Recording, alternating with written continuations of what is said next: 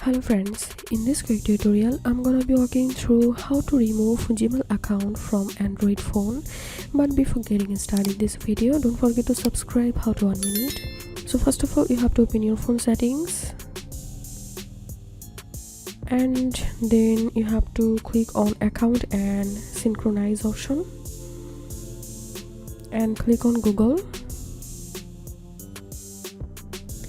And here you will find your older emails, and from here to remove this account, so I'm going to click above the email account and now click on delete. Deleting this account will delete all of its messages, contacts and other data from the phone. So if you really want to delete the account, click on delete.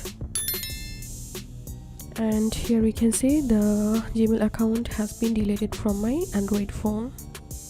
If you have any questions, feel free to post in description. If you think to see more WordPress videos, please check the links in descriptions. If this video helped you, give a thumbs up and please consider subscribe. How to 1 minute. Thank you for watching.